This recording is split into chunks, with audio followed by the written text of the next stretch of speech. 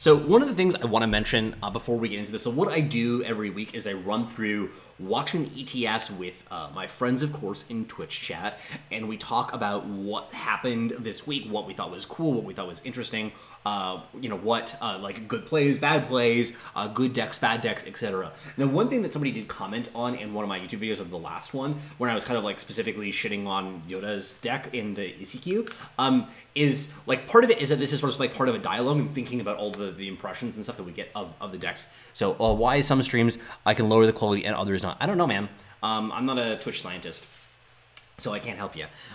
But yeah, so the thing is that with this is like I always understand that people don't always like function the best in a given tournament. It's always weird to have a specific like having the pressure of people watching you, or maybe you're on an off day, and so I don't want to emphasize like this as shitting on the players. I have respect for all of them who are here. So if I criticize something, it's not necessarily saying that the player is bad. Also, like I just want to have frank conversations about the decks, etc. that show up, and specifically like want to make clear that if I say I don't like something, I'm not trying to shit on the player or shit on the deck. Generally, it's kind of like saying like, well, these are the ideas, these are the impressions that I have. So anyway, I want to make that clear before we get into it, and then we can launch in. We're also going to be covering it at 2 times speed to just get through everything really, really quickly.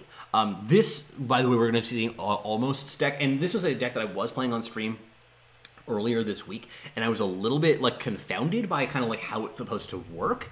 So like this game we're just going to lose, but we're going to see game 2 and 3, and it's actually kind of seeing how he approaches the deck is really, really neat, and I was really impressed by the play, and now I think I get the deck a lot more afterwards. I'm going to change the title as we go through this game. This game right now is not particularly interesting, but it's not that much longer.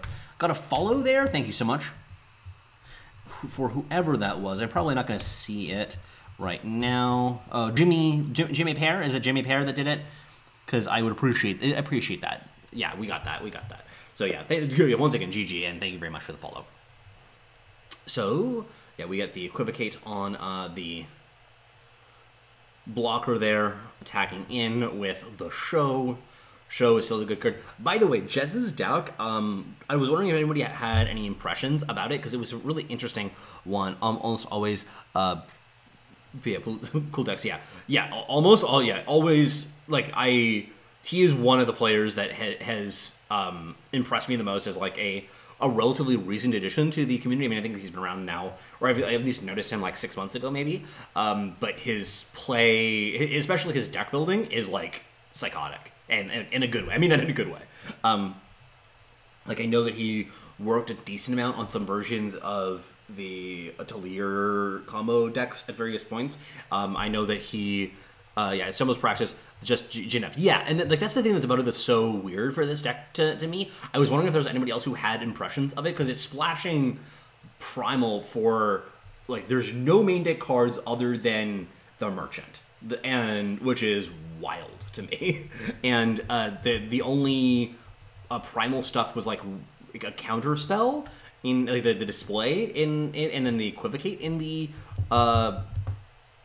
market, which was like, I mean, I guess that helps the Reanimator matchup or something, or like I guess unfair combo decks that are unit based, which almost is another example of, I suppose. But wow, that was a, like, I just don't quite get the deck.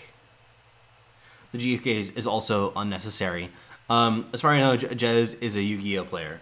That explains a psychotic deck building. Yeah, I mean, it's like, it's kind of fine. It's a little bit, like, loose for my tastes, is a way to put it, of just kind of saying, like, I don't know. I kind of would rather stick with one thing, of either be a big Praxis deck or be a Genev deck, because I feel like you're kind of, like, I mean, definitely playing carry in a deck like this seems like a lot.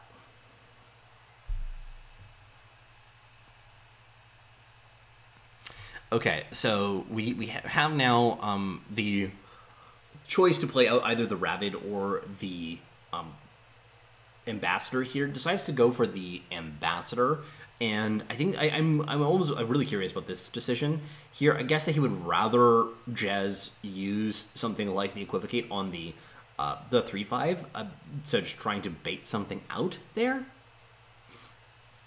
I don't get Rabbit in this deck. It just seems like clogs up the board to space. Yeah, I mean, like, I guess that one of the things that I've generally understood is that the fair game plan of this deck is a much bigger portion of what it's doing than I kind of thought initially. And it does allow you to, like, for instance, if you get an Azindal in play, obviously the Humbugs are legit, but that's kind of like feels Winmore-ish. So it does clog up the board like this pretty well.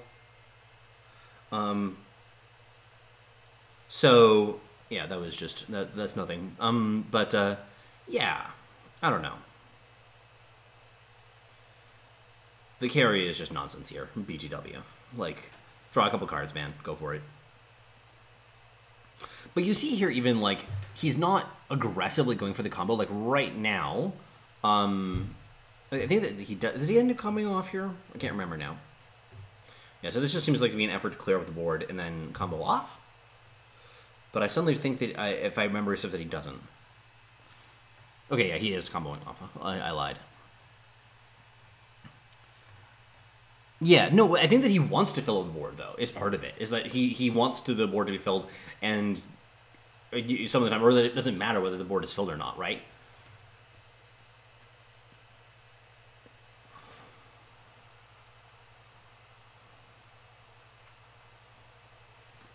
Yeah, it definitely fills up the board. You can't play Vodacon now. Well, I mean, you have to be so... like, your board has to be entirely filled by the time that you play the Talir plus Merchant, which is a lot. Like, you usually don't get that full, and if you are that full, then you're already, like, probably ahead. And you probably can suicide some stuff in, because, like, the only reason that you have that much stuff on the board is if you're in a standoff. But, like, even for here, like, actually, yeah, no, he didn't actually go for the combo, because he didn't get the, what's-his-face. He actually went for the Stand Together instead of the Vodacon, which is really, really interesting to me, and it was just not remotely what I would have thought of to do with this deck, because, like, I mean, he just has him basically dead to a fair game plan. So I think that Ravid makes a lot more sense in that context.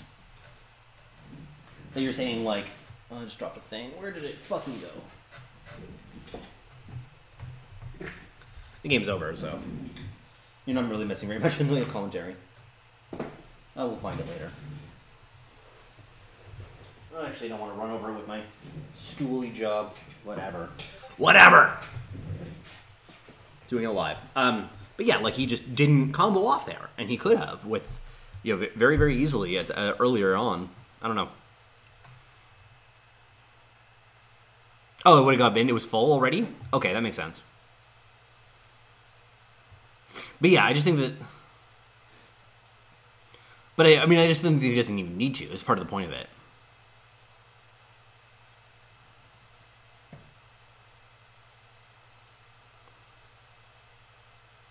So it's interesting.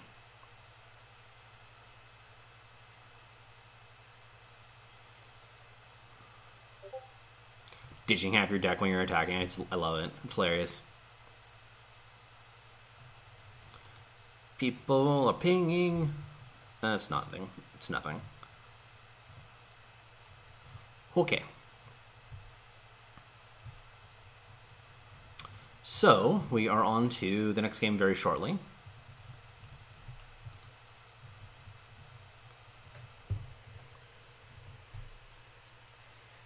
But yeah, I think that the fair game plan of this deck is a lot better than what I gave it credit for, and I think that Ravid fits into that very well.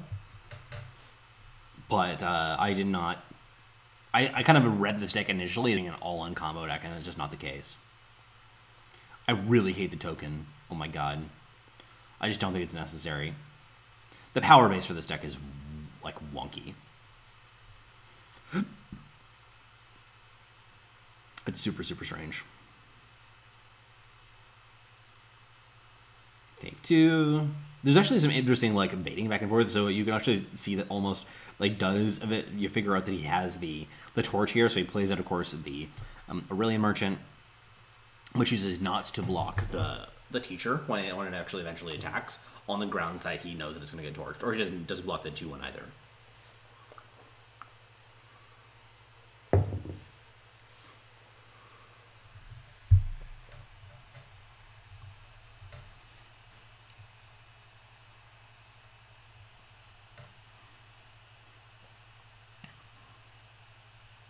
Yeah, because he knows that he needs to get that extra power in play in order to play out the Minotaur Ambassador, which is solid.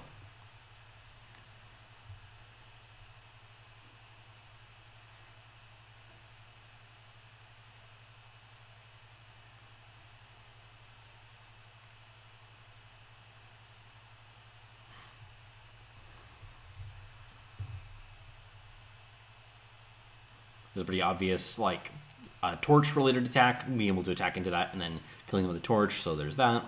We have the opportunity here to play out the Talir, but he instead, I think, goes for the last chance on the, the Ambassador to power up more, because basically we know that we can get up, if we get up to 11 power, then the game is over.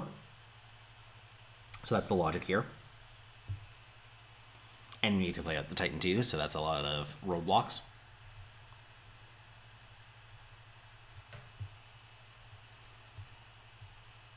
These great killing Titans, man, they're not doing you any favors. Like, I just don't think that the game works like that right now, right? By the way, having no power in the market, I think, is the case right now for this build deck. I have a very hard time believing that that's correct.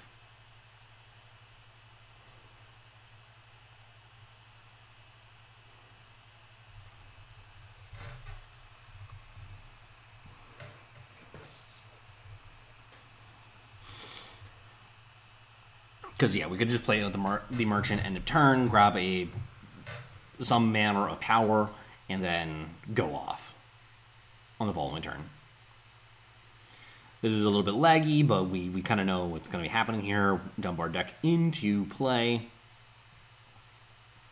Draw a bunch of power. Have an opportunity to combo off. All good. All good.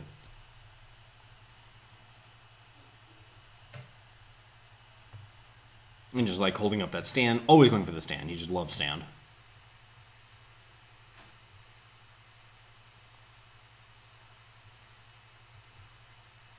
Equivocate. Stand. In response. And that's all she wrote functionally.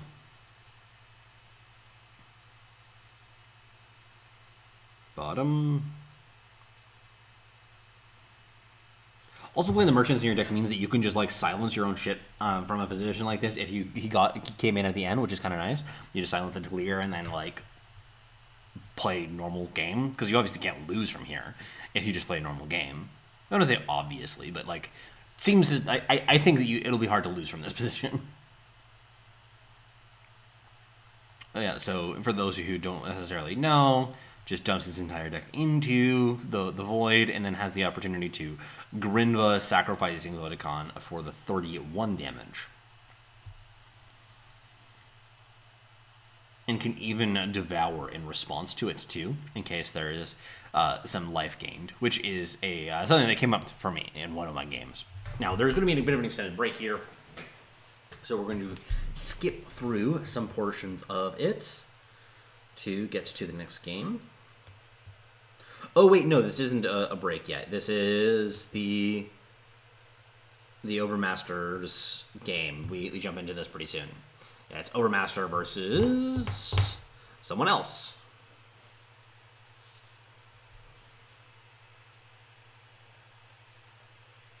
Gozu. I knew it was something that I recognized.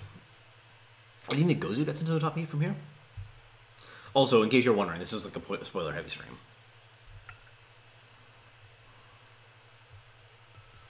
Wisdom of the Elders.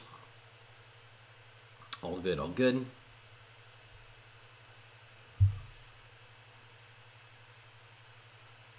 Now, this is actually a weird play, and I would be interested to see if anybody had any thoughts on it. what's going to be happening here. So we play with the Merchant, not a big surprise. We get out the Pit, which is a pretty good card.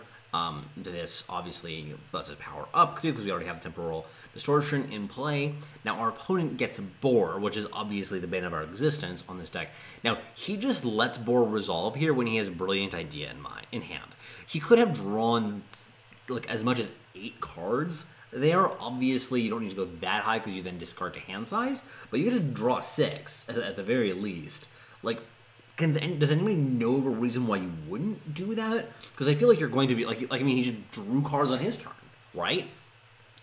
Wouldn't you rather just have the extra power available? Like, I don't know what you were representing. I mean, I guess keeping up. No, you weren't keeping up anything because everything was slow at that point. I don't get it.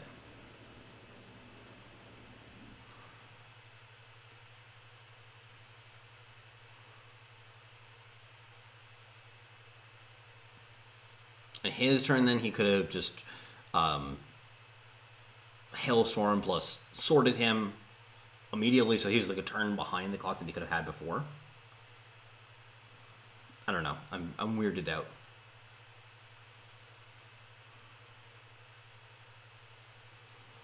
I'm pretty convinced that that was just wrong.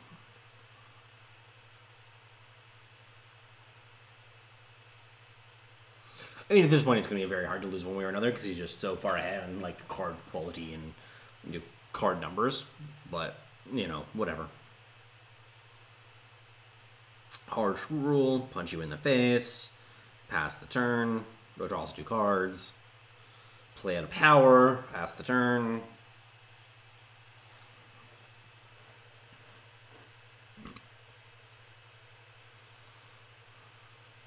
I guess that this deck is the TJP deck is a lot better here now that the Peaks decks have died down significantly. Like things like Genev Peaks, etc. Like Genev Peaks, especially the old versions of it, seem like a terrible matchup because they just had so much beef to play with. Skip ahead like 10 minutes. Now this is the matchup of Sunnyvale style Genev versus Stone Scar Grenadins. I love the Stone Scar Tempo Control. Interesting title there. I think that I haven't tried that particular list. I actually wouldn't be opposed to playing it later on in the stream. It looked decent there. Kind of what I was saying is like, given the way the meta has trended, I think that it actually might be reasonable. I just have to look at what it has for Reanimator specifically. I guess that Reanimator isn't like a huge forceful ladder. I always have to remember that it's something that is like really top of mind for me because I really think about it a lot and because I really like the deck, but not necessarily everybody is on the same page. By the way, against Grenadins, you bottom all those torches very aggressively. You see him doing that, and that's correct. Now, he does have access to... There's differences in the market for Pythias compared to the Sunnyvale deck. For instance, he has the Torrential Downpour, and he also has a Rain of Frogs. So those are good ways to either, like, both, like, countering this his opponent and countering the Reanimator deck. No, Rain of Frogs isn't the perfect solution. It's better than a lot of other things. Like, I think that you kind of need to have the card in order to be serious about winning the matchup.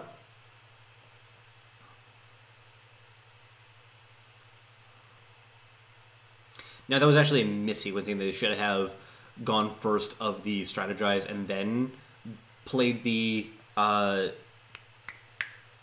Torrential Downpour.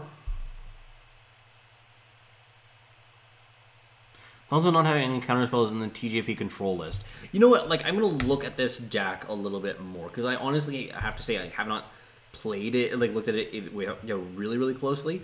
So I'll actually pull it up. Eternal Warcry. You should be able to see this. Tournaments. ETS.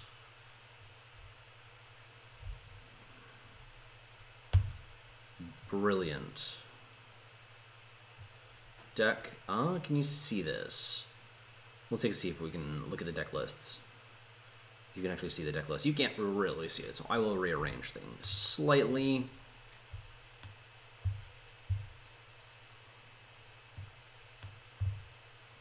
That's good. We'll move it back after.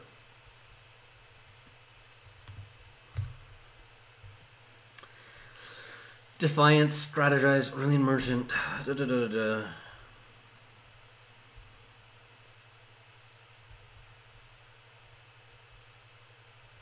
So, I feel like you are conceding the... Are you conceding the Reanimator matchup? I think that you might be. I mean, this is the sort of thing that there are certain decks that it's worth just saying I'm taking the loss for it. Like, that's just perfectly fine to do. In this case, I think that this qualifies, though, as conceding to Reanimator. You have no backlash, no negate effects in general. Then we have like no islands choice. Seems like fine to me as a card to be playing. Like especially when you have Scorpion Wasp alternatively. Feels like it...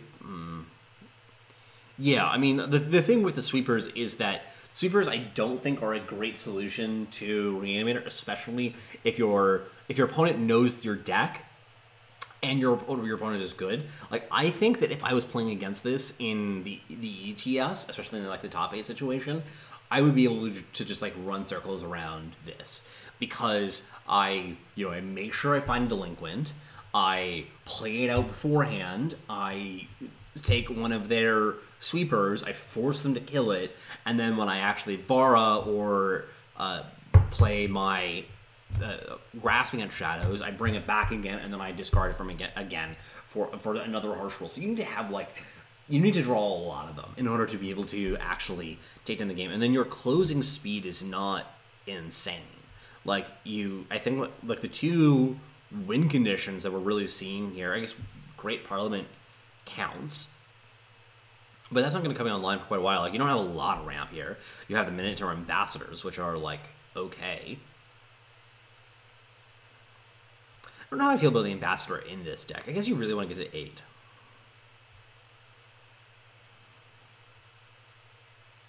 And your win conditions is the pit, and it kind of works like that, I suppose. I don't know. I don't really... I think there's a pretty good chance that your Reanimator matchup is very bad, but that's kind of something that's fine. You can concede a matchup like that. It's not that prevalent on the ladder. I mean, it's around, don't get me wrong, and you're going to notice it in some meta pockets, but at the very least, like... I mean, also, you kind of... Or, like, Boar is such a bad card to deal with. It is such a beating for it. And you saw that in the game that we watched. So, I don't know. This is something that I'm not...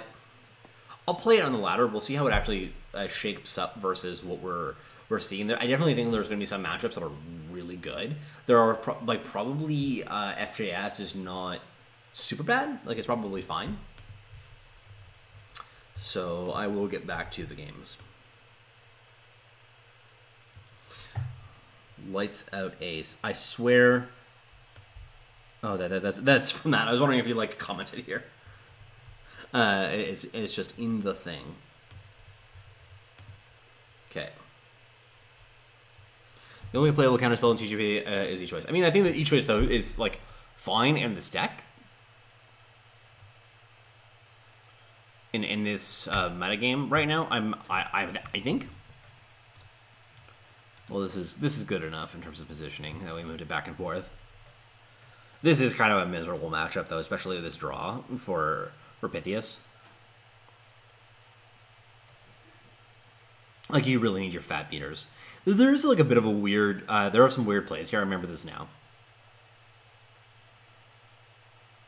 And you know right now that your TCG Cthulhu that your opponent definitely drew the Hurler, because there's no way in which your opponent doesn't play the treasure here.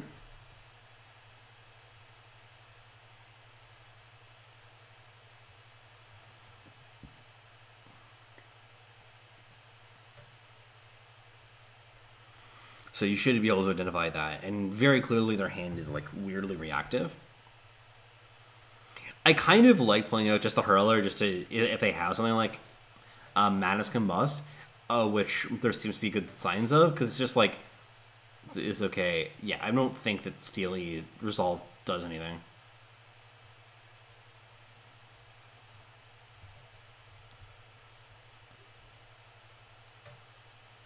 Like, what are you playing Steely Resolve for? Like, Sabotage? That seems terrible.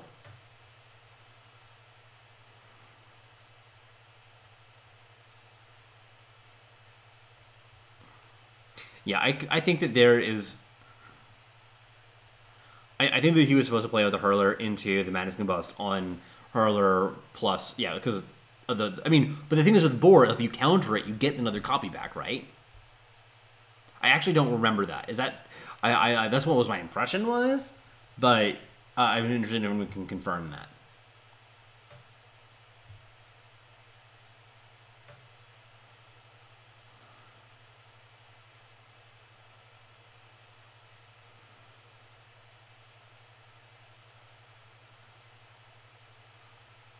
Yeah, grass can hit by each choice. Better off with sweepers. I mean, yeah, that's what I'm saying though, is that I think that you want the other thing. Yeah. By the way, this equivocate here seems really bad. Okay, so there are two usage of it there that would be better. A, you could use it on the 4/6, which seems like a better target, like something you really want to get off the battlefield. I guess you're going to have 7 power next turn anyway, so you can play 5-drop plus the 2. Yeah, I think that you probably should just concede the Reanimator matchup, is basically my point. And it's like, that is the kind of deck that you can say, like, okay, if my matchups are good against the rest of the field, I can concede against the Reanimator. It's a very polarized strategy, that there's a lot of things going on there that's very different than the rest of the format. I mean, maybe your opponents are bad too, and they just play into harsh rule after harsh rule, and that's something that can entirely happen. But it's definitely going to be a bad matchup. But anyway, the thing I was going to mention is he could have also equivocated the 1/1, which is interesting because, I mean, 1/1s tend to be pretty bad. You keep your 4/4 on the battlefield. I don't think that you're favored to get an upgrade going into on a 5-drop as a 4/4. I guess that's like, yeah, no, it's pretty close to par for a 5-drop, I would say. So maybe you just want to high roll it. In this case, so that's a solution. But getting rid of the 1/1 that's not that big of a deal. They're probably getting an upgrade there too. But I'm just really interested in getting the scrapper off the battlefield. So I don't know. That one's close now that I think about it. Interesting. Let's get started again. A few more people filing in. Thank you so much for hanging out with me, everybody. Just going through the ETS top 8. We are now in the round of 8.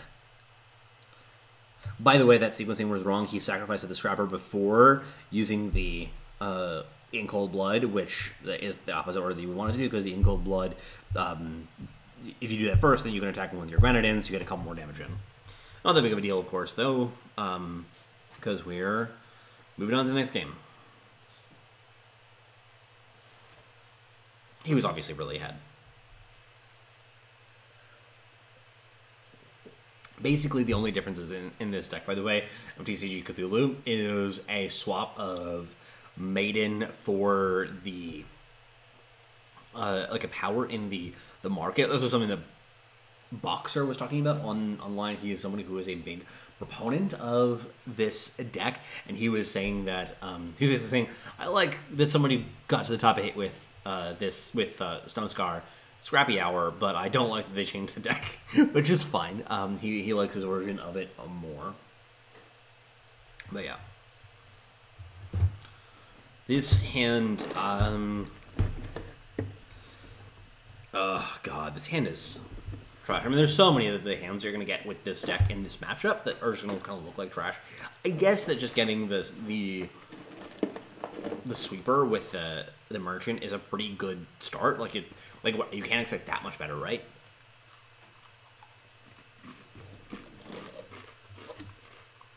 Right now you're just looking for time power. Bottom. Ah, that's a surprising top. I think that's wrong. Because you want time specifically.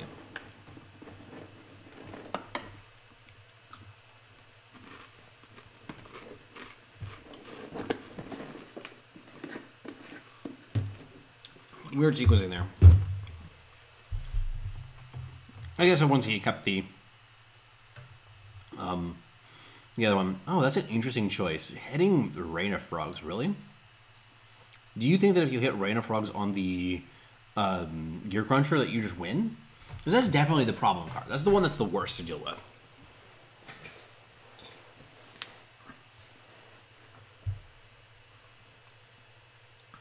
Like, it doesn't feel like that fixes the matchup once you get rid of that. Like, there's just all the rest of the deck can still totally beat you.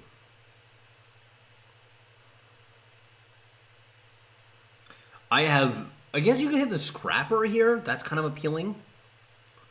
I kind of would rather just wait until, like, super late into the game, though. What was it that he hit exactly?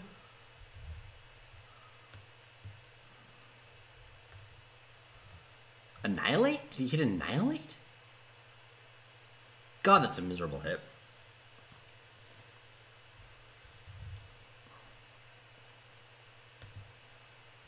Like, you do what you gotta do. I think that it was probably right, given the composition of his hand. Yeah, it was definitely right, given the composition of his hand. I guess you can also hit Madness, too. That's kind of appealing. It's just that you aren't going to be, like, super... I don't know. I'm really confused by what you're supposed to do here. This seems like just a horrible matchup, and there's just not a lot of great tools of how to fix it. I mean, this, obviously, right now, things are going quite well, because Cthulhu just is got nothing. No, he does really basically needs to draw kind of like anything, and then suddenly, you know, hey, we're back at it. Yeah, that's an obvious play them both out at that point. Cthulhu's at 10. That's a problem. I think he's dead here. 4. No, he's not quite dead. He's got 9 damage, not 10. But his opponent concedes. That was just a miserable draw, of course. I guess that the Annihilate did a decent, like, hitting the Annihilate was, like, okay. It was just kind of like a sabotage.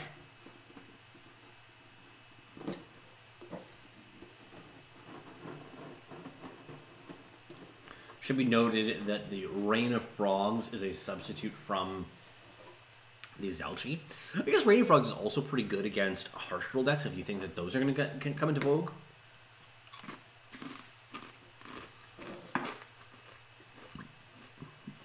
Like, if you're against FJS that's playing Harsh Rule, being able to hit their Harsh Rule is a blowout.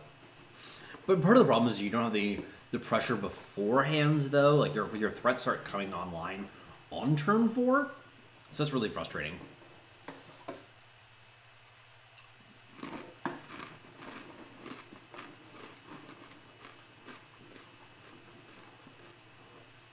Dirtle, dirtle, dirtle.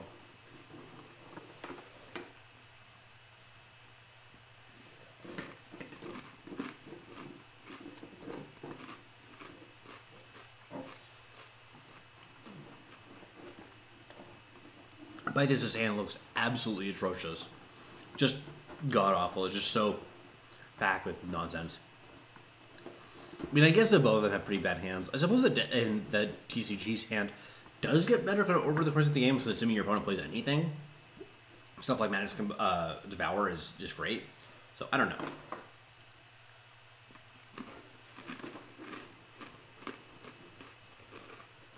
Yep, get the banner.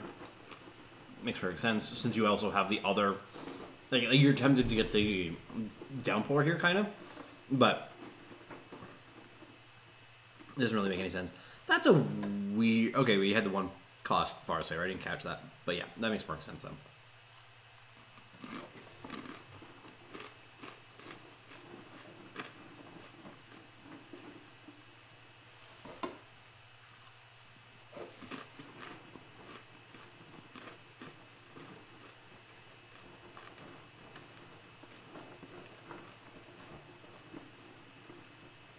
Yeah, Downpour. Please don't play it right now. Okay, good. Thank God. That would have been a lot.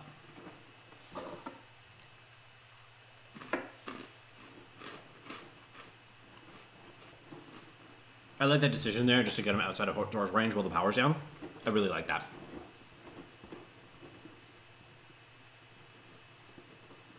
That was good too, of setting up that kill on the gear front, on the scrap tank.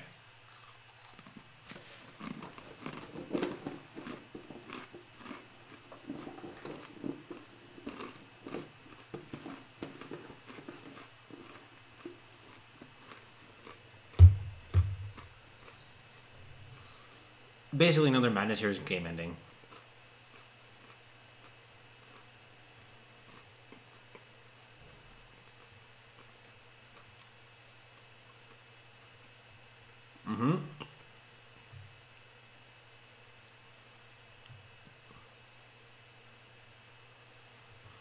Definitely playing. I kind of wanted to play that almost in response to a Torch, helping debate it out.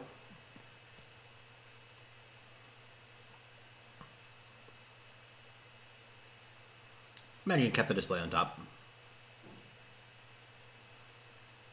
Grid and Merchant. We're going to grab the Deez's office here. I expect. Yeah.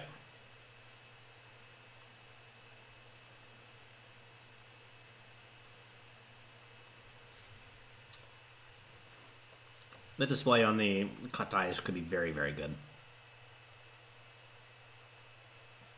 Also has the opportunity to play out Merchant, pitch the display, equivocate the... Oh, okay. That also works. There's a lot of, like, choices there. I thought that Cthulhu does win this game, so I'm interested to see how he does it. Combust. Or kill.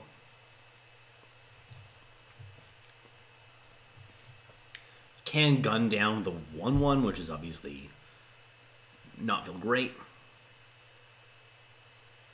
Man, if TCG Cthulhu actually does win this, I'm going to be so impressed. No, he doesn't. Okay, he dies. Wait, no, or this is a best of 5. This is best of 5. So we're good. We still got some games. I mean, it's clearly possible for both the Janav decks to just kind of like out-carded quality the Stones card deck and to out-tempo them with especially things like Heart of the Vault. It's great kind of at all of those tasks. So there's definitely some hope here, but I guess it's a lot of it does kind of come down to the composition of the draws, because both of these decks can have very polarized draws. 2CG Cthulhu has to do with like there's a pretty big gap in the card quality of the deck. Like when it draws well, it like all the pieces are together, the deck looks insane. But then when you kind of just draw your crappy cards, like a couple of assembly lines and like maybe a random combust, the deck does not look great, and kind of just flounders until it dies. But in this case now we have a lot. Well, by this is one that he needs to get pressure on. Like this is the another kind of draw that you really don't see. I mean, all reactive stuff, and none of it does anything. So this is a game that basically neither player is really liking how it's going.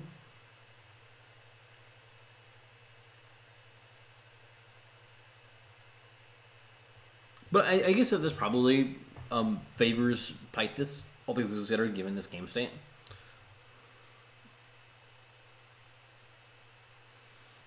Especially given the hand of Cthulhu, it's a little bit rough.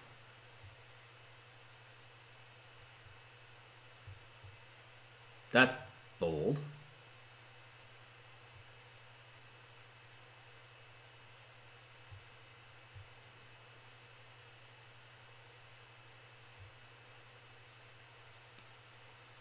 Yeah, I gotta combust here. Ugh, just stuck with all of his 6s and 7s in hand. That's miserable. Display hitting... No display hitting the scrap tank. I guess that makes sense because of the permafrost. I just kind of would have liked to be able to play out the... I guess there's no way to play out the Heart of the Vault next turn since you are missing both triple fire and triple time.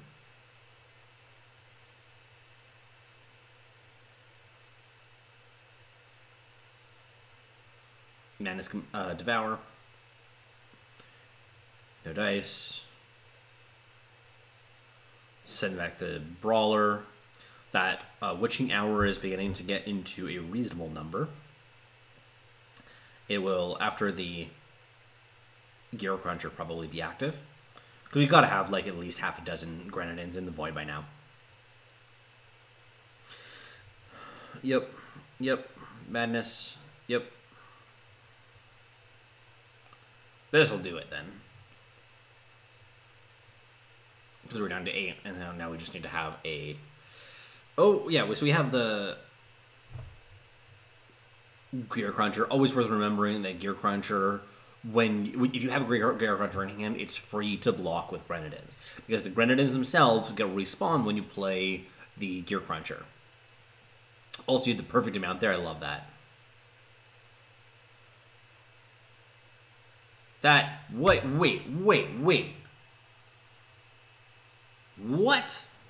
What the fuck? What? We played a 4/4 deadly?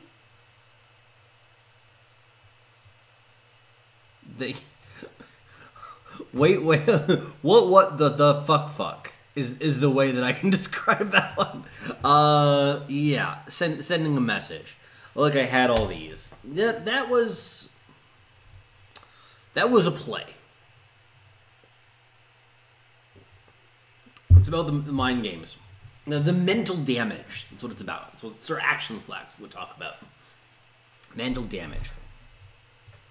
I mean, wouldn't you guys play 0-cost 4/4 deadly? I'd play that card, you know? Perfectly good. That'd be busted. You guys would all play that. Don't even lie. That's what he did.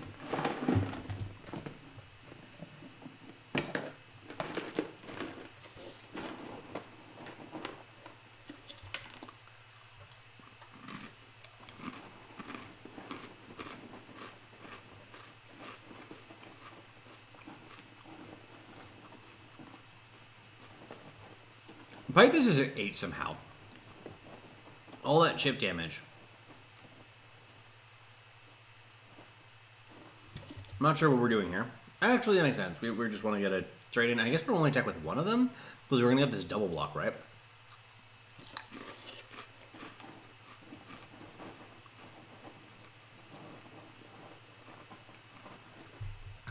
Did he have lethal there? Attack with everything. Yeah, he had lethal. Cool. I mean, it's clear at this point that, yeah, of course he did. Yeah, no, at this point, clearly, Cthulhu was not playing at his tightest. But, you know, that happens.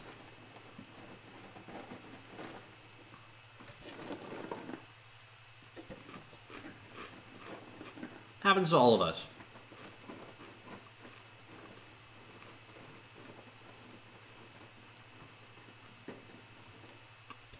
Feels like attacking face does a lot. I like attacking my opponent in the face.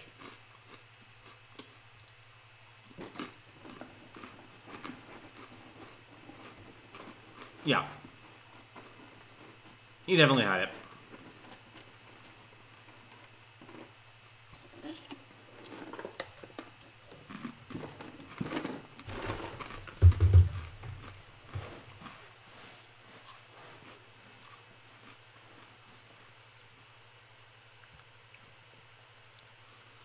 There are some plays here, man. This has been a weird one. It feels like it was possible to win this one with a little bit less fanfare. Gotta display the 4/4 flyer, right? I mean, you're keeping it up, sure.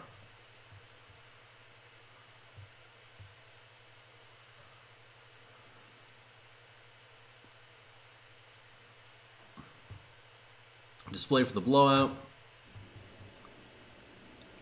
And then you do attack there. And you did attack with everything. I don't know why you're doing that. Just attack, man. Just A space. Embrace it.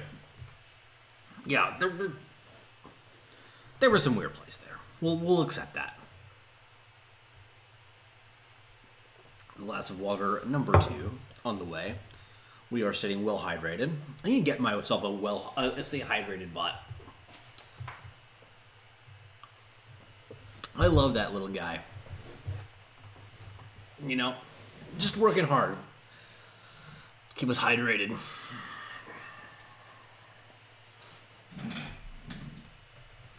Am I too low? We'll see that. Yeah, we're good. We're good.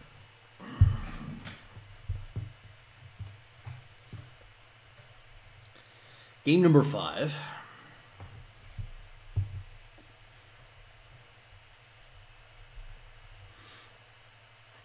I'm gonna ship this hand from Pie's side. It seems pretty miserable. Like it does not attack, which is what you really want. I do not keep this hand. Unless it was the redraw, I guess. Like do you keep that even on the redraw? It's really like rancid.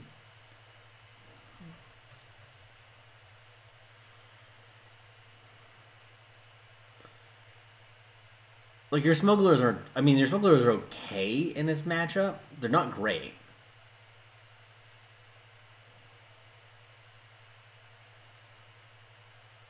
I guess you can Rain of Frogs the Cure Crunchers, as I mentioned before.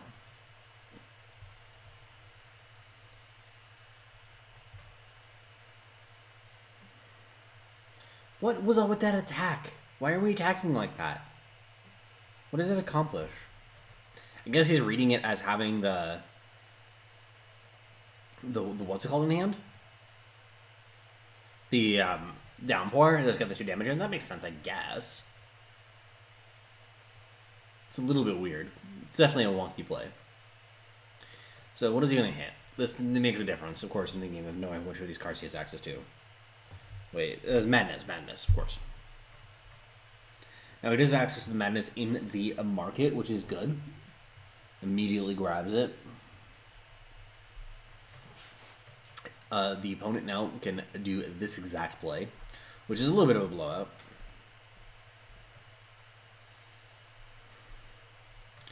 I think I Devour here, given the fact that we only have 1 Madness in our entire deck, and, you know, you may as well grab it. Like get the... Because you're not going to get value off of multiple sacrifice effects. Like, you're expecting and you're planning to Madness Combust, right? You have Madness Combust in your hand. It's a great combo versus this deck. So you Devour the you know, whatever it is. And, yeah.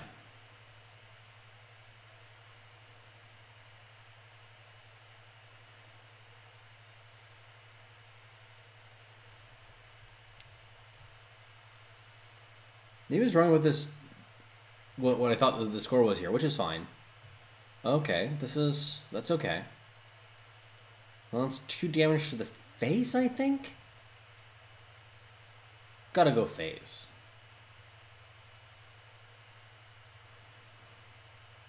Actually, what you can do is take out we'll take out the 1/1.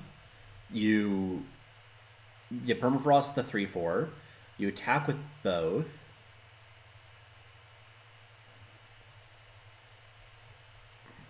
Single block here. Sure. You still have the Devour in hand from Cthulhu's side. So we do this.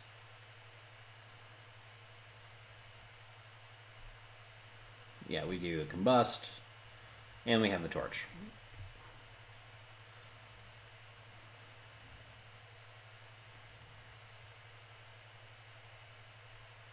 What a turn. That was good.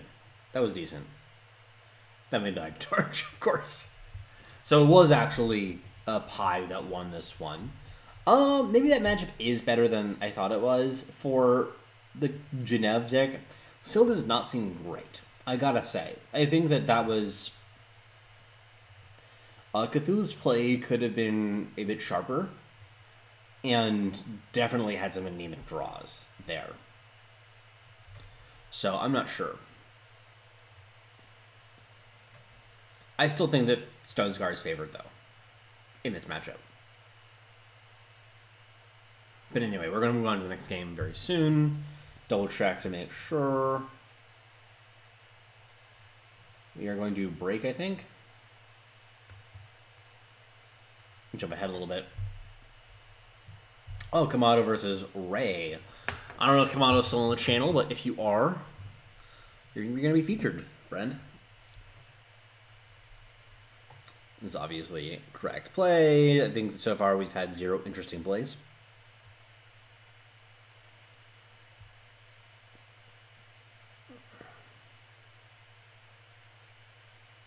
Now, I'm not sure what Ray's market is. I'm going to double check that. I'm not as familiar with the these decks as I could be. The mall decks. Let's double check it. ETS.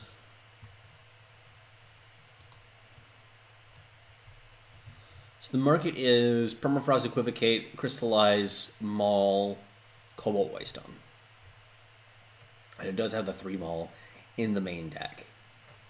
For merchants, we have just the 3 Geneve, which I think is pretty obvious for most decks. So yeah, okay. Bunch of removal spells. Well, 2 removal spells. Crystallize, which is a Water Spell Breaker, and then a Power and a Maul. Okay, seems good.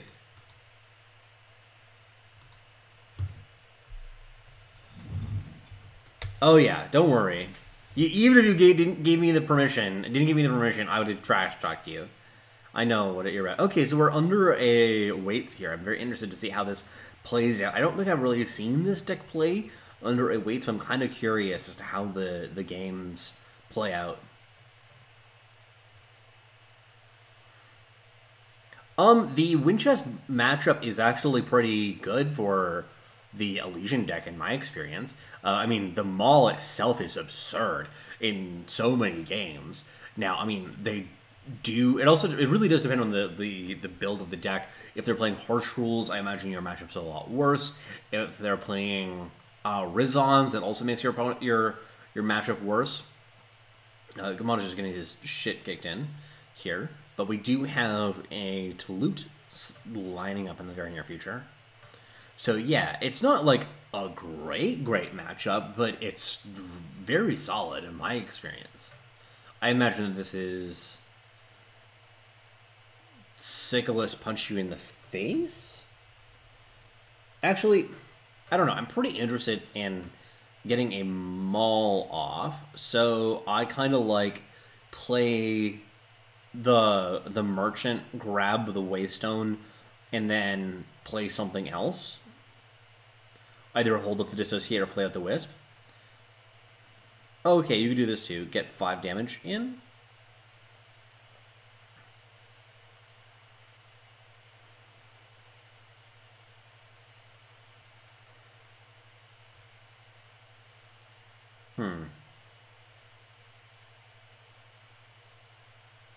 Because yeah, in my line there, you have that many cards in hand, you are going to deal 6 damage or 12 damage there.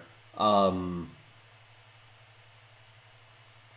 probably not quite enough given the fact that they have 3 blockers at this point. That's rough.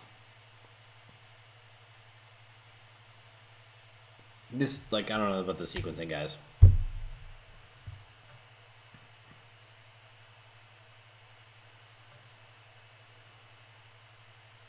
I mean, I guess when you get to this point, it's really hard to close out.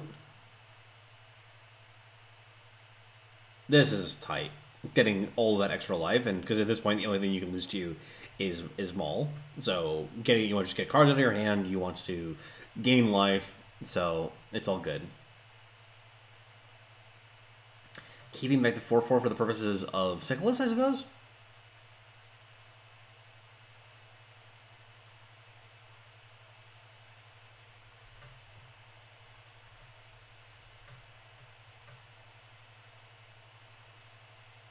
Trying to minimize damage, that makes sense, given the fact that most of the shit in hand just does not matter a lick.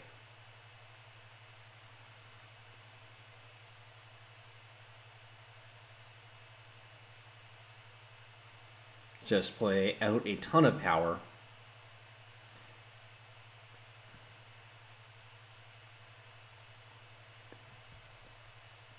Can it have actions like the chains plus to loot and attack is pretty sick for a turn. Like, that's a good turn. Blocking with all of the things.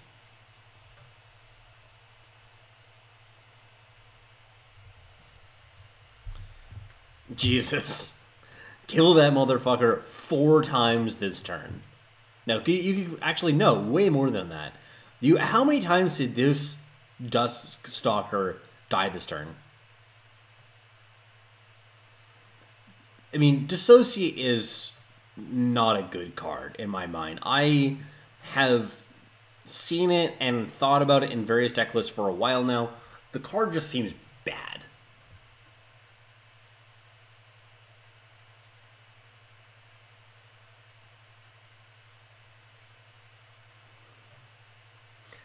Like, especially when you have access to just real counterspells. What relics do you care about that much?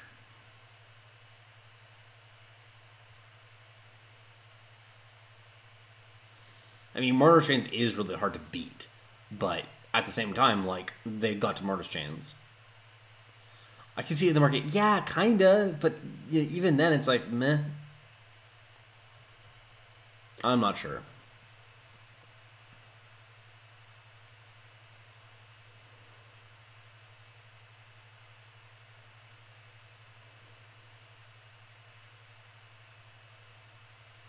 This is going a little bit better for our friend Ray.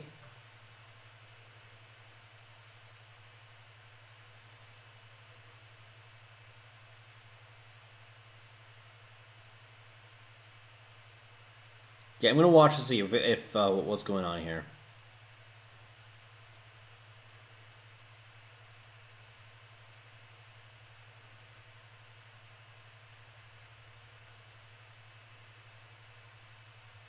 I mean, that seems like a really good get right now so far, because this does allow you to silence the, like either the Sickles or the Duskwalker.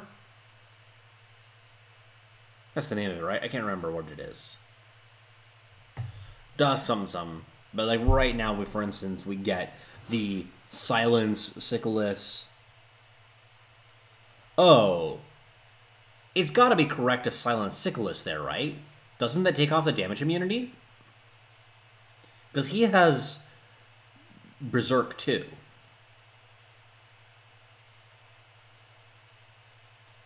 It stays invulnerable through silence? That's the part that I wasn't sure about.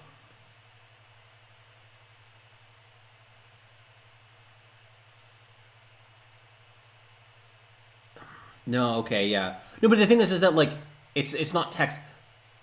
Yeah, okay, so if you guys are sure about it, then I'll trust you.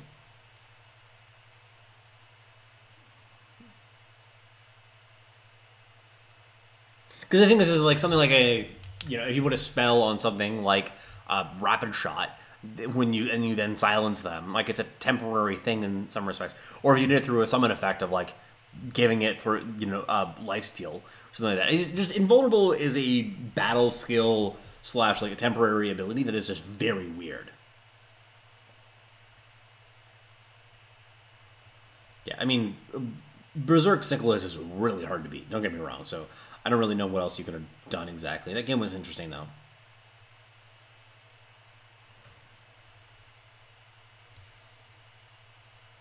This game is also kind of okay. I like this play is very good in my mind of doing this as opposed to the Marshall. Sword of Unity seems great in this matchup.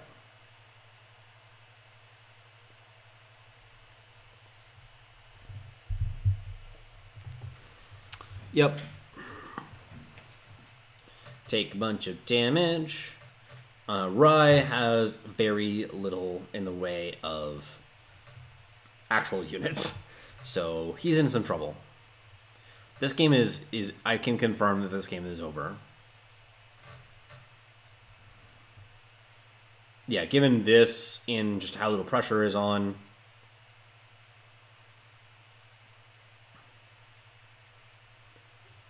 yeah, the mall decks, like, the thing about the mall decks is that they have such polarizing experiences. You know, sometimes they look absurd, and sometimes they look pathetic.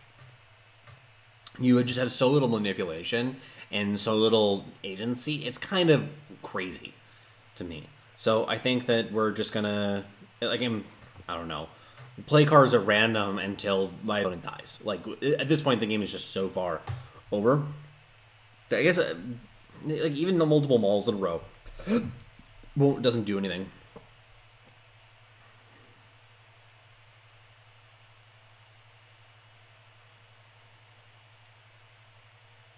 Equivocate on whatever we play that on is a bit annoying. I think that I would have done it on the ambassador still. I don't know. At that point, like, the game is just so far done. I'm trying to think of, like, any compelling things to say about the, what's going on there, but it's like, oh no, they're just fucking dead. Yeah, again, like, it's hard for me to think through any critiques there because it strikes me as so over. All these games were on, although those were the games that were on the draw, so this one you're on the play? Okay. Yeah, I mean, it definitely strikes me that a lot of it has to do with how the matchup, or how the draw goes for the Elysian deck, because their deck has the more polarized draws, where Kamado's deck just does the same thing every game, basically. Disciplinary awaits, like, it's pretty clear from watching this that the matchup, yeah, it looks to be at least reasonable. It's not that bad.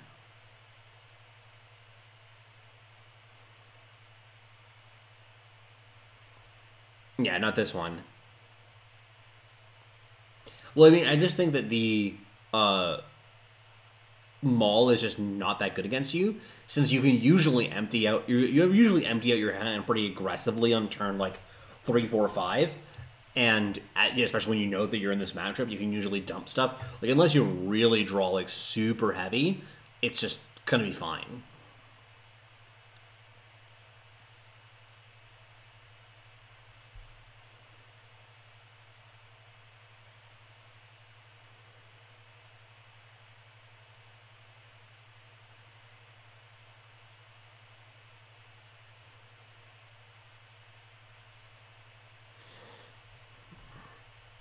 Good block. Taking, just going down to 15.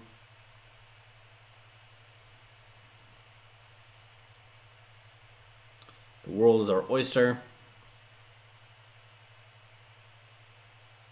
Yeah, I just attack here. Try to get the wisp to block here, so that then I can hit him with the sword.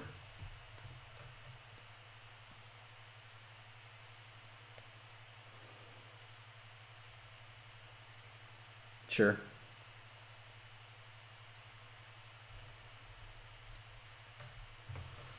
It's probably correct to... I don't think that I like the privilege of rank there, because it technically just puts more cards in your hand. If you draw a lot of power, it technically always puts you at +2 damage, and you want to keep Justice Sigils in your deck, I suppose. This is really minor critiques, though. Like, that's very unlikely to matter in the course of the game.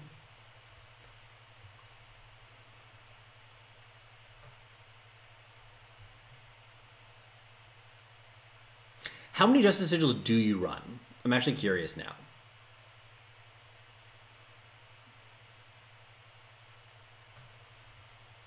Kamado's not still here. I will just look it up myself. Yeah, just play this out. Like, it just doesn't matter. 10. Okay. Yeah, we've got, like, a bunch in play already. So now we get to, yeah, hit them really hard.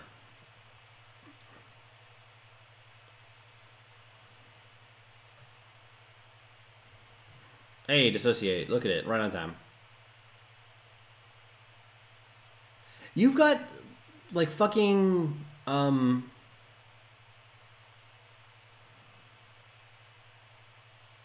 like, sure, whatever. Put it back in their hand, too, so they get to play it again, which is kind of a blowout. I kind of like just getting something like Permafrost or Equivocate there. I don't know. It seems to me like it does more.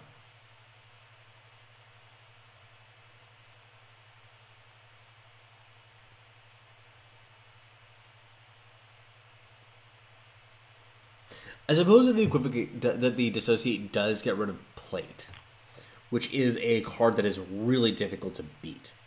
I imagine that that's the rationale now that I think about it. Because we all know those games where it's Plate on Vara or Plate on the 2-3, the Winchest, not the Winchest, Hidden Road Merchant. Yeah, that one. You know the one I'm talking about, the Argenport Smuggler. Those are the games that you lose oftentimes against the Winchest decks. Yeah, I guess that's true. They do have a lot of teleport effects.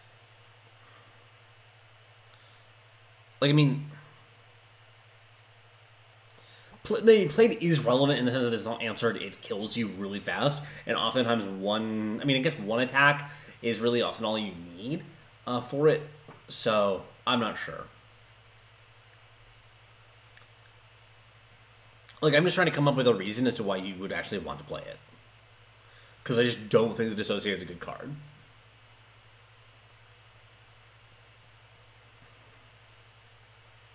Or actually, we're just 1-0. Unless you know about the pace of this matchup compared to the others that are going on. It's just bad. That's what I have not yet seen a compelling reason to not play, to play it. Is a good way to put it. I'm not convinced that it's playable.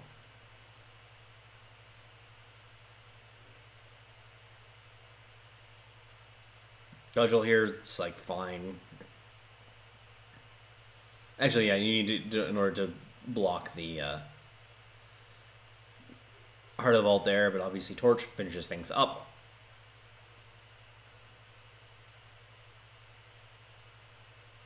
On to the next game.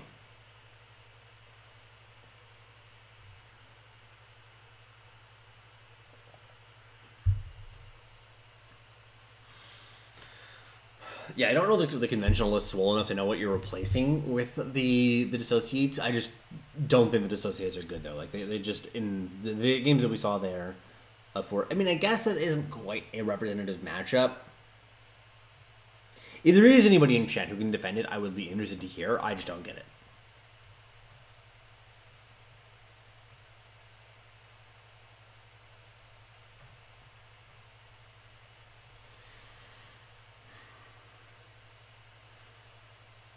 Moving on to game 3. Pretty pleased. Yep, okay. So it's 1-1 right now.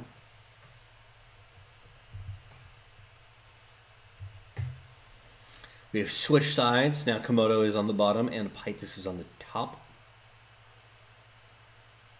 Oh, it's... Yeah, okay, so it's the hand cam thing. Because obviously the hand we're seeing right now for Pythus is... Yeah, I don't think there's any reason to run Synthesis yet. I can't figure out one.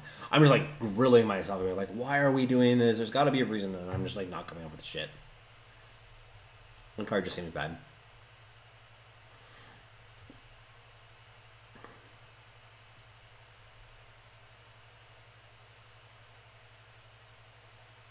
Kamada ruined the perfect final.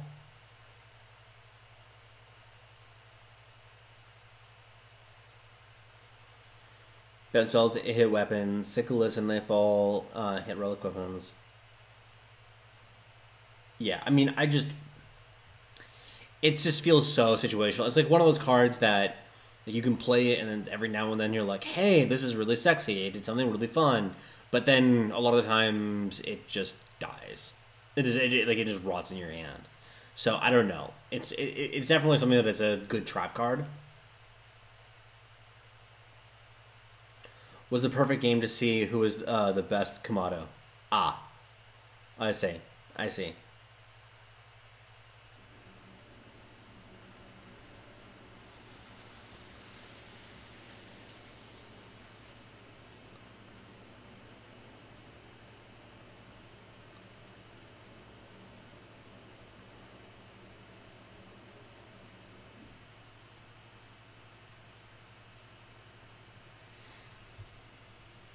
So I'm guessing then that Pythis did win. I didn't catch. I didn't remember who won the event, or didn't notice who won the event, or what like what came in second in the event. I knew that you won.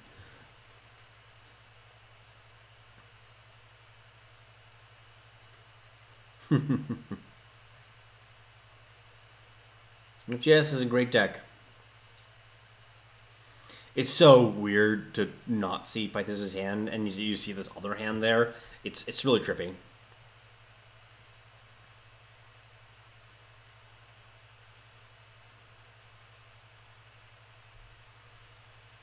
I feel like you're supposed to just jam with the plate. Like this is what you signed up for, right?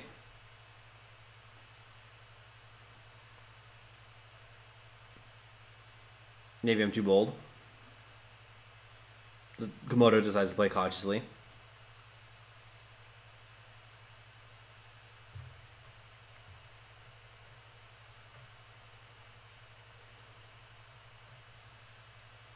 Now you're letting your opponent attack too. I don't like this. I think that I just jam there. Like, what reason do I have to believe that my opponent has Equivocate? Which they need to have in order to beat that. Because I just don't want my opponent to have free attacks with the 5/5. Of the play, you would have got a jam with the plate.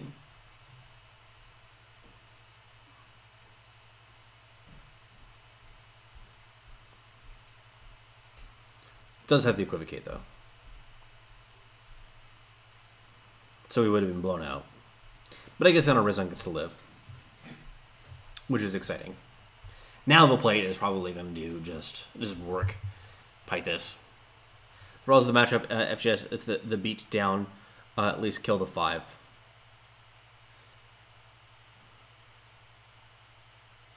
Yeah, Blues play to remove here. Yeah, I think so too. I think that we're seeing here, Pythis' hand is sort of getting out of control. We can't actually see the hand, of course. It would be really cool to actually see the hand. I think that the Moonstone Guardians is such a bitch to deal with, so I think that I like that. It makes sense to me.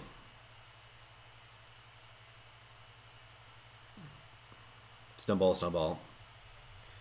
Lethal. I like it.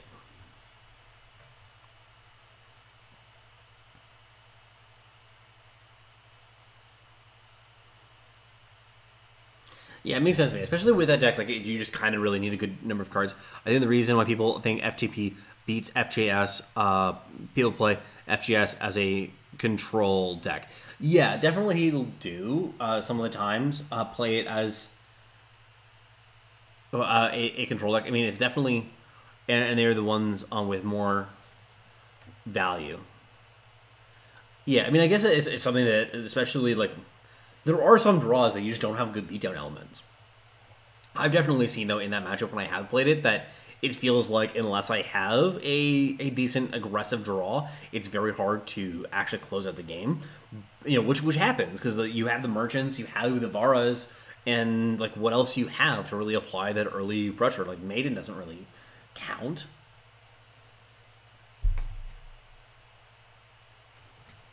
I'd be interested in your thoughts on the matchup, Kamado. Because it's definitely one that is not trivial.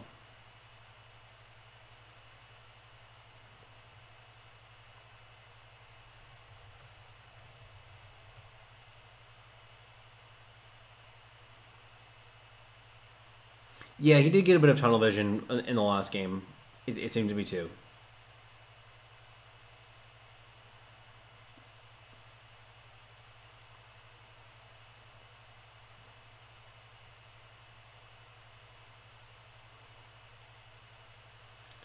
Torch the thingy. Yeah, I understand that you're saying that, but I'm just wondering, like, so you're just saying that your job in the role of the FJS player is to beat them up as quickly as you can and just, like, focus on finding aggressive elements, right?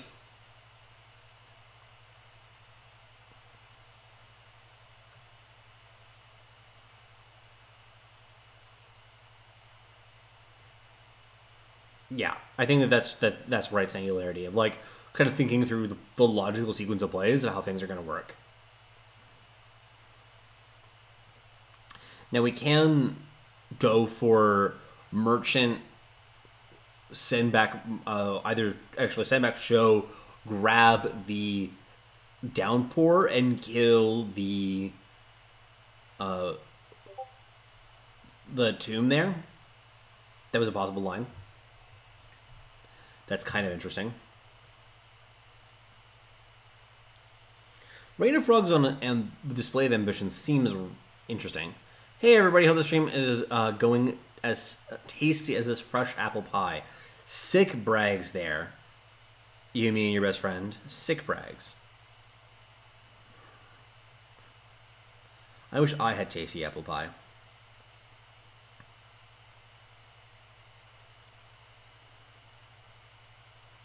Yeah, I mean, like, especially when you know the matchup, and, like, if you know that in this, but, like, especially if you're saying, you never keep a hand with no smuggler versus slow decks, yeah. as a fresh apple pie. Okay, you had me. This is better then.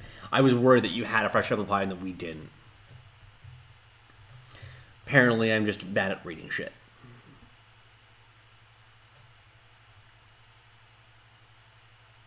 Rain of Frogs right now, hitting those displays of ambition is tight.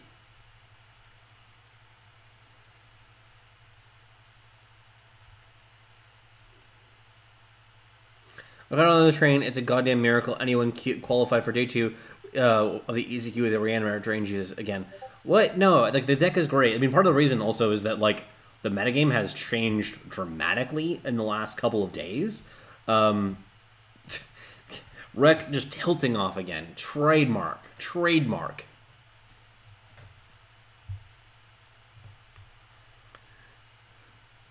I think that you overestimate the failure rate. And the thing is that just, like, the number of gavels has skyrocketed in the last couple of days. Like, since the UCQ.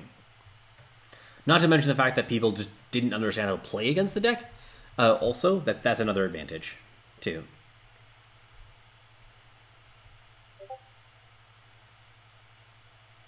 If you haven't seen gavels, how are you losing?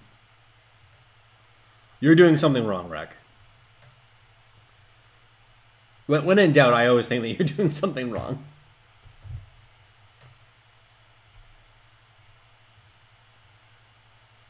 Pass with 7 minutes. Yeah, no, like...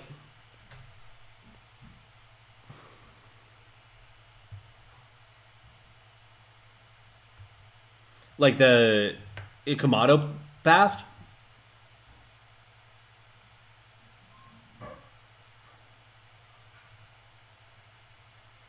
Oh, that's Brackenar again, complaining.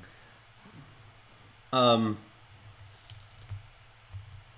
seeing a single merchant or grass in 25 cards. Look the first display play. So, like, go back.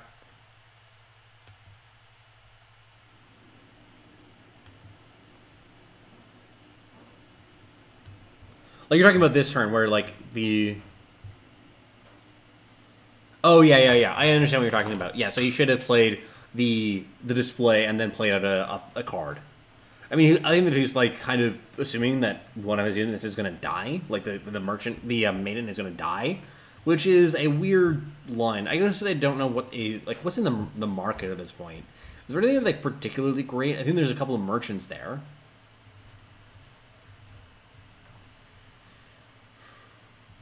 Like, there's always going to be just, like, infinite merchants there. Like, you'd only do this if you really... Yeah, you'd only do this if you really, really want to recur a maiden if they find a way to remove it, and it has to be either the display or the Howling Peak. Now, you think that they probably have the Howling Peak in hand since they went for it last turn. I mean, the fact also that you grabbed the Rain of Frogs from Pythus' side and you didn't play it out last turn, or you send it back and didn't hit your opponent's hand, because your opponent's hand, they're probably tight. I always assume that they're tight by the end of the game, and that the play that you see here is not the best that I've ever seen. You routinely see better play at the top of the ladder. Like, that's just very common. So that makes a bit of a difference. Like, I don't know. I think that it's just kind of a, like, let's see, I'm not losing, let's just kind of wait and see. But you are playing into, like, when it comes down to your, especially like your way of seeing the matchup, and you're saying like, you are the aggressive deck, you need to find ways to end the game, you need to actually play proactively. And when you see the matchup that way, then it's pretty obvious that you should be grabbing shit and then playing it out, and not waiting for your opponent to just kill your maiden so that you can replay it, which is just glacially slow.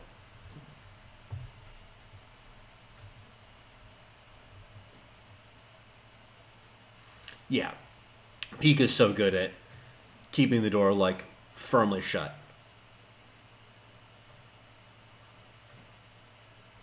Copy a merchant, send back the hurler, I expect.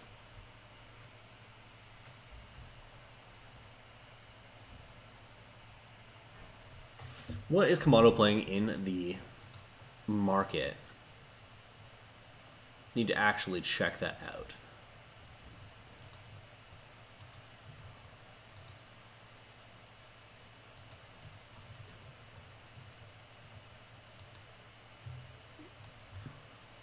So he's playing the chains. Interesting. Okay, yeah. I was wondering whether he's playing the chains, because, like, going for plate over chains there is a little bit weird. I don't know, it's fine.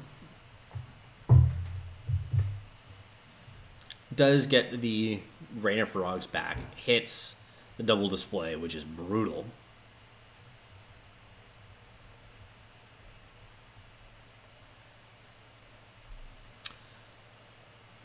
Yeah, no, I see it. I saw it now.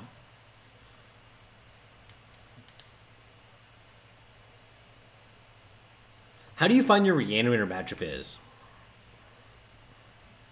Because I've generally found that I don't struggle against decks that don't have plate, don't have gavel.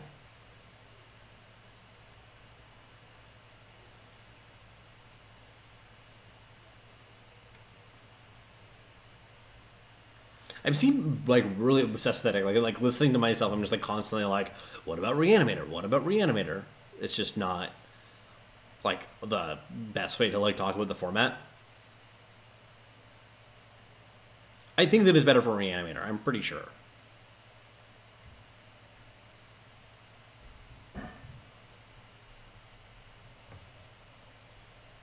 There's just one harsh rule in the market, just doesn't seem like a lot.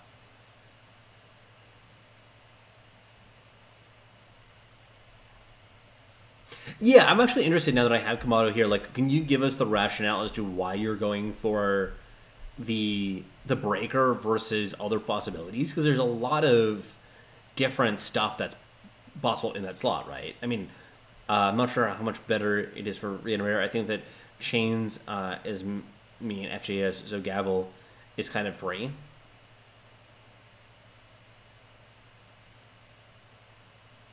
I'm not sure how much better it is for Reanimator, and I think Chains is me in FGS. Boar is better, but because Boar exists, people build their decks in a way the Breaker is better. That kind of makes sense. So that, like, basically the only deck that it plays out multiple... I mean, the thing for me is that, like, the only deck that plays out multiple attachments consistently is the Combray decks. You know, for me, and in there it's, like, really, really good. But I guess other than that, it's like... Yeah. That's also true. That's also true. Was that the downside is pretty low? Yeah, that's also true. Is it if you just remove one thing that's usually good enough? That makes sense. Meanwhile, Komodo is dying. Yeah, it's a perfectly reasonable 4-drop. And it's one of those things that, like, if you are in a position where, like, well, the market is kind of dry, which happens in the deck. Like, you go through a bunch of cards in your market, and you're suddenly like, well, it's kind of dry at this point, so I may as well just get my doofus.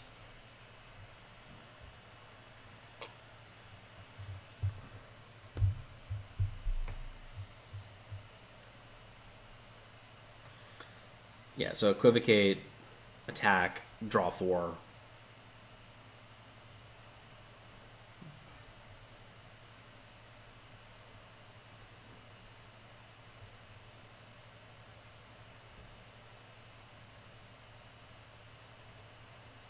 Yeah, I mean, I think I get it now. It makes sense to me.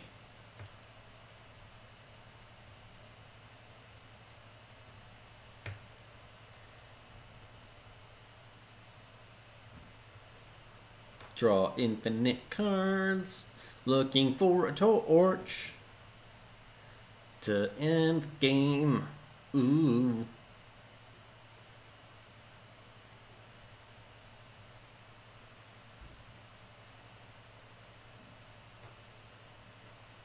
That seems like a weird play. Playing the, I guess you set up lethal this way. I don't know. I just find it a little bit weird of like, okay, let's ground our flying threat.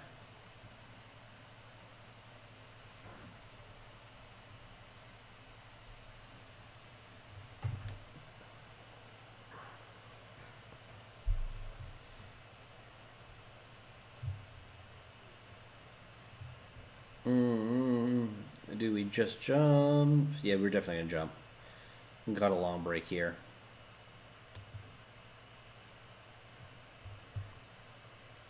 Turtle Tournament Series.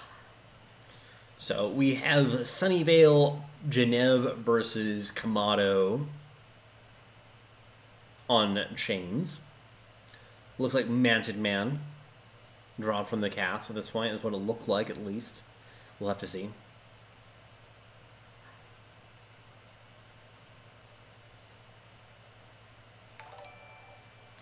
So we got a follow there. Very nice. How long was the ETS even? The ETS seems to be very long. Look like. Morbidity. Thank you very much for the follow. I think it was Immolta 6, and it was brutal. Looking forward to watching you suffer. That's a... Oh, we have reverse sides. You don't see it. Chambray, yeah. That, I imagine that is a weird mirror. I guess sometimes it's going to be like super, super fast and super decisive. I mean, like often the case with ramp mirrors, they're not the most compelling. It was like, hey, yeah, it's literally a race. You should have seen like the artifact people were like bitching about it too, because red green ramp is really good for them, and that matchup is super dry. It's really boring.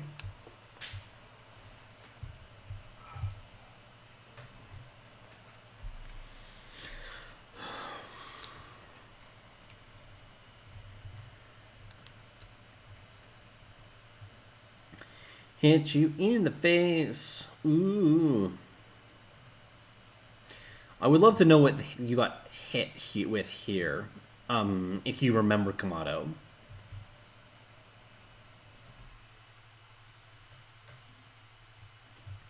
Because that obviously makes a difference.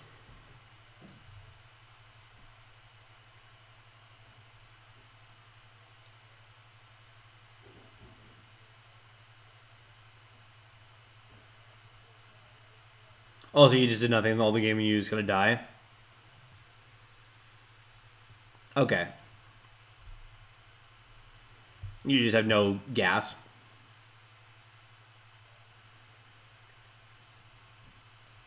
Well, we'll just go through it. You're at 13. Probably just have another couple turns.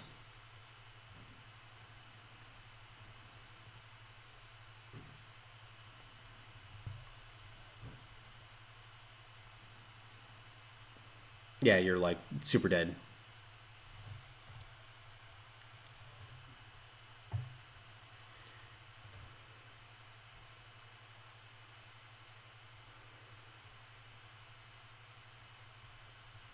Four power in hand. Yeah, no. I mean, this is also part of the thing with ramp is that like, A, it doesn't mulligan particularly well, and then B, you can always just like not find a threat, and that's what happened in that game. So it's fine. It happens.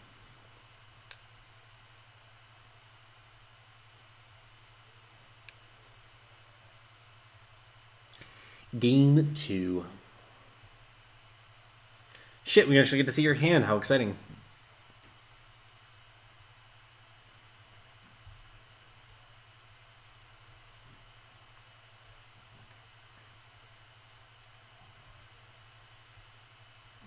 Python's hand is a little bit strange. It sends back the fire sigil. I don't know how I feel about that. I guess you kind of just need time. You're going to be more likely to be gated by influence than you are by total power. Did he not play out the merchant there? That seems wrong to me. I guess he wants to hold it in case he has to decide what it is that he's merchanting for. The Ram deck is in... It's not that bad in the sense that because it had of the 8 merchants. Yeah, you definitely have a high redundancy of finding threats, but at the same time, like, it can still happen that you just don't find one.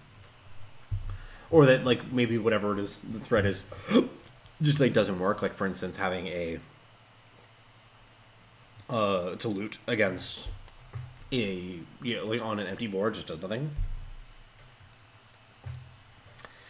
Go, little initiate aggro.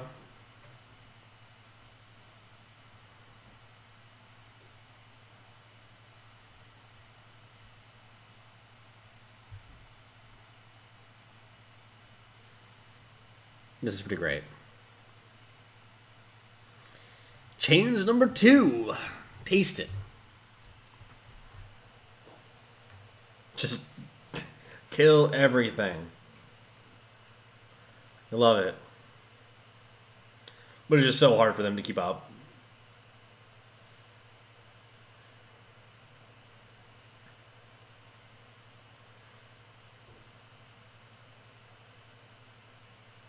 Yeah, no, he's so dead. I would have silenced Talut there and hit him in the face, but you know, whatever, it's fine.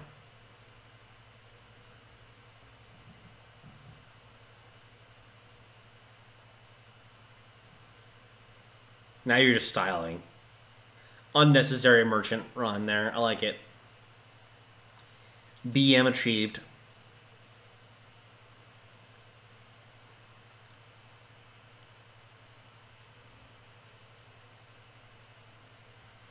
Yeah, I think that they're basically just dead to that, especially when you have a handful of power. Like, what are they going to do? They can never stick a threat.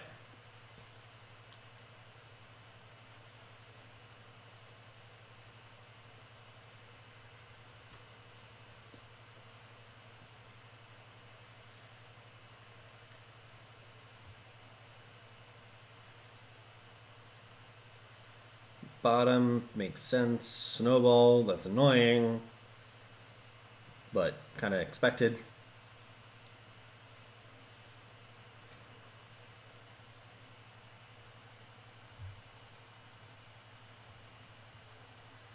I can never beat power draw now? Well, like your opponent just draws power and you're dead, you mean?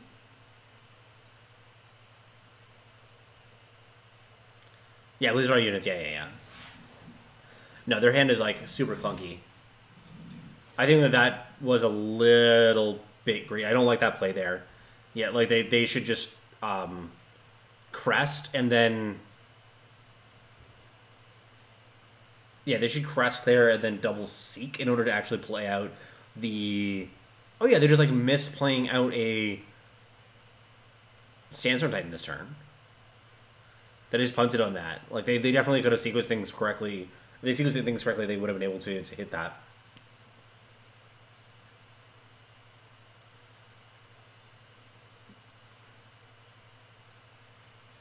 Game over. Yep.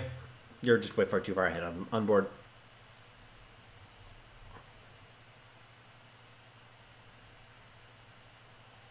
Now, that issue that I pointed out doesn't make a real difference in this game because they're just a little bit too slow.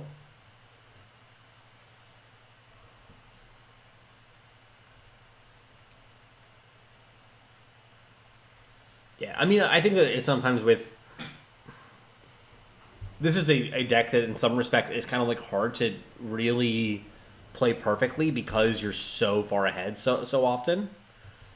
Like when you're in a good position, you're just really, really, really good.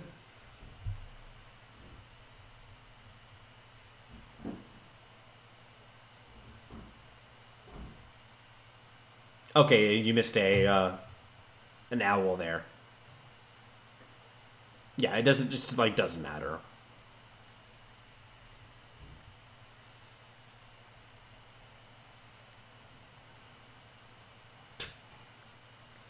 Well fought, well fought. Yeah, I think that they played it wrong. I think that they should have gone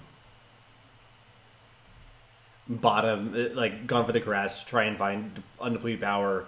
Actually, first played the Seeks and then search for an undepleted power because they just really need to be able to play out their spells. Their hand was so glutted that going for the strategize was greedy.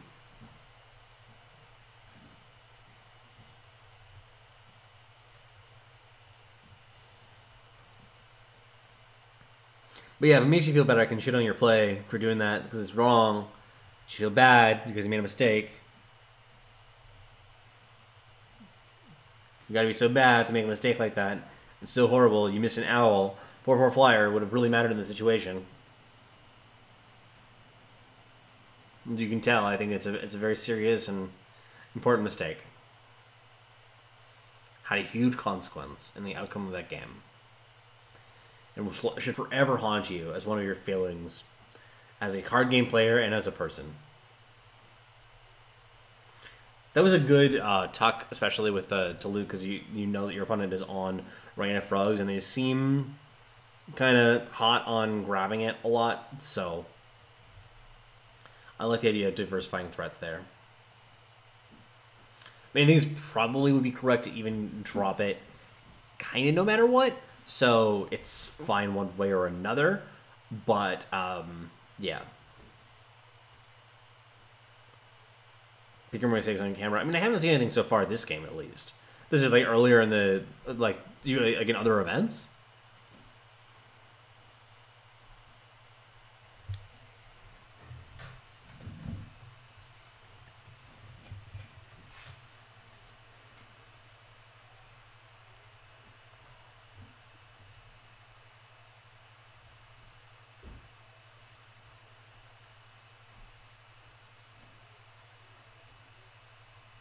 I mean, I'm not seeing anything this game, at least.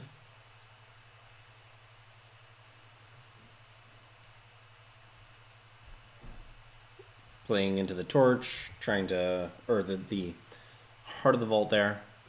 I mean, now we also don't have... they don't have any power-up, which is pretty appealing.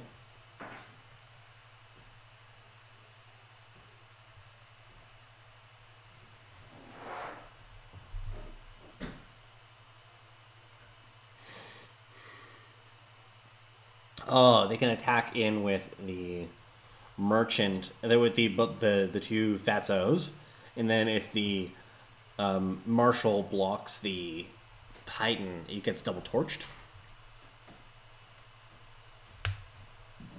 That seems like a play.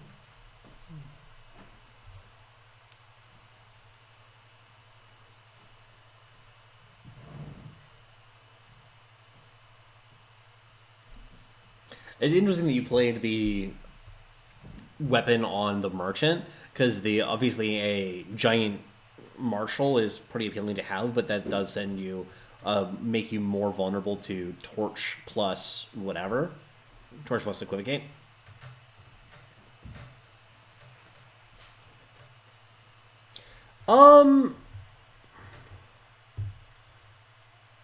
Wait.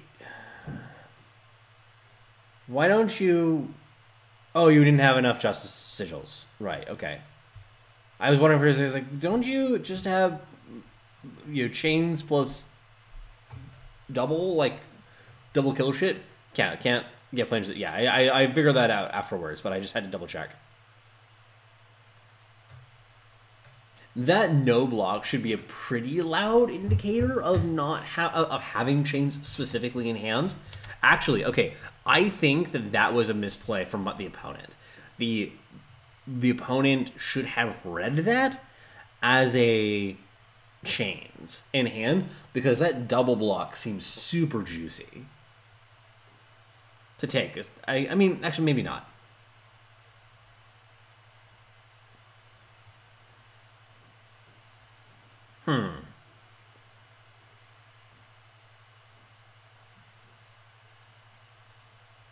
I feel like I guess at this stage of the game, you could kind of say, like, well, maybe there was an opportunity to play it earlier because you've had like 8-9 power for a couple turns now.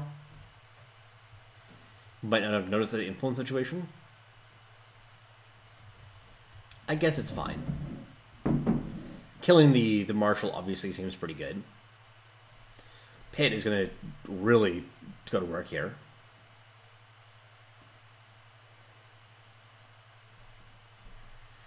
Now we're going to go...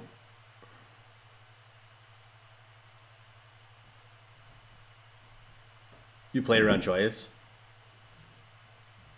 Yeah. Yeah.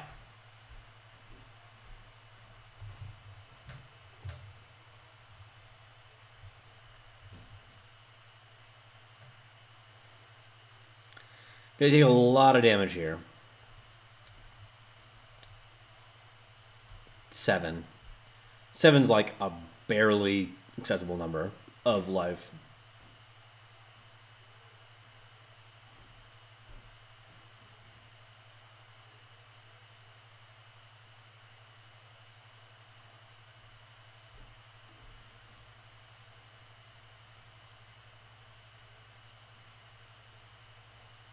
Here, if he kills Pit with choice, that is fine by me. Pit, yeah. Pit is fine to lose, given how much value you've gotten off it already.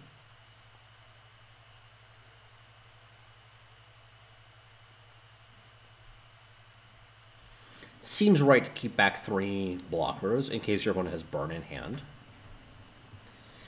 I don't remember the sequencing properly of whether or not there's a show in hand still. Like, I mean, you should know that there's a show in hand, rather.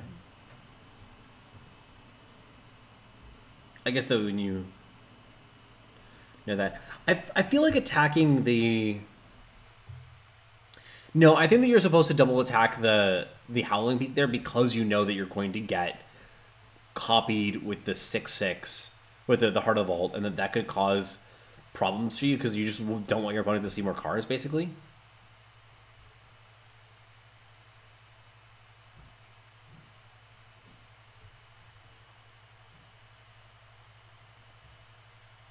I don't know. Maybe that leaves you dead there.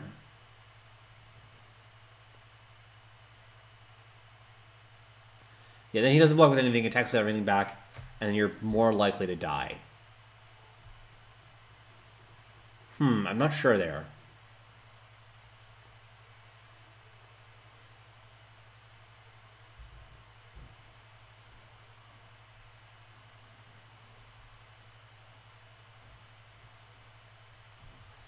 Okay, so you're saying...